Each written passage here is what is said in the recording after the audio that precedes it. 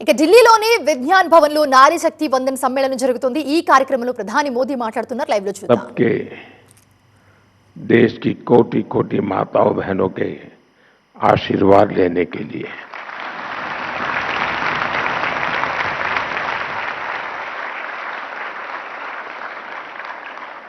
आप सभी देश के कोने कोने से आई हैं। मैं आपकी इस उपस्थिति के लिए, इस महत्वपूर्ण काम के लिए आपने जो समय निकाला है, इसके लिए आपका हृदय से अभिनंदन करता हूं। साथ ही भारत की सभी महिलाओं को एक नए युग के आगमन की बधाई भी देता हूं। साथियों, लोकतांत्रिक संरचना में महिलाओं को आरक्षण देने की जरूरत दशकों से हर कोई महसूस कर रहा था, चर्चा भी होती थी। इस विमर्श को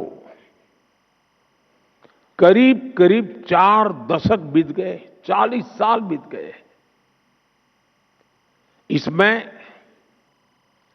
सभी पार्टियों के और कितनी ही पीढ़ियों के प्रयास शामिल है। हर दल ने इस विचार को अपने अपने ढंग से आगे बढ़ाया है। 2023 में जब नारी शक्ति वंदन अधिनियम आया था, तब भी सभी दलों ने सर्वसम्मति से इसे पास कराया था।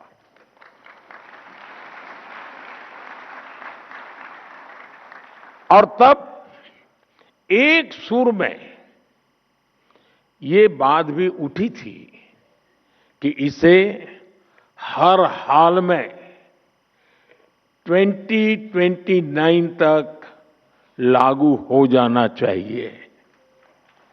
ये बात सबने कही थी। कानून पारित हो लेकिन लागू न हो, ये सदन में किसी को मंजूर नहीं था। और खास करके हमारे विपक्ष के सभी साथियों ने मुखर होकर के इस बात पर जोर डाला था कि 2029 में ये लागू होना चाहिए। 2029 की समय सीमा को ध्यान में रखते हुए सरकार ने, क्योंकि विपक्ष ने जो बात रखी थी हमारे लिए वो बात भी गंभीर होती है, और इसलिए हम लगातार विचार विमर्श करते रहे, मंथन करते रहे,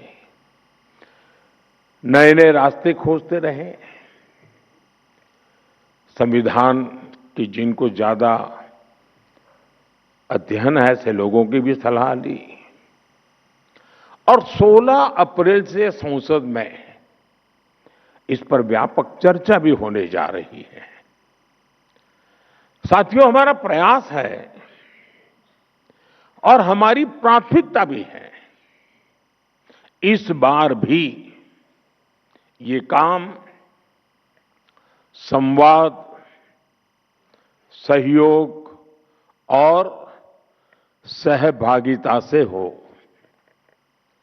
और मुझे पूरा विश्वास है कि जिस प्रकार से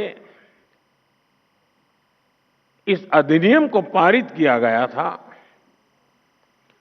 और संसद का, सदन का गौरव बढ़ा था, इस बार भी सबके सामूहिक प्रयास से संसद की गरिमा और नई ऊंचाइयों को छुएगी।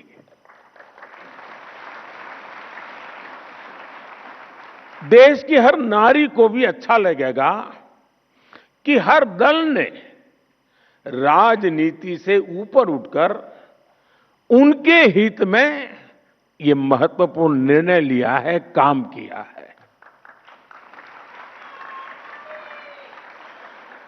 वैसे मैं देख रहा हूं बीते कुछ दिनों से देश भर में महिलाएं मुखर होकर इस विषय पर बात कर रही है। व्यापक रूप से एक डिबेट चल रहा है और लोकतंत्र की एक बहुत बड़ी ताकत है। विधानसभा और लोकसभा पहुंचने में उनके सपनों को, आप सबके सपनों को नए पंख मिलने जा रहे हैं।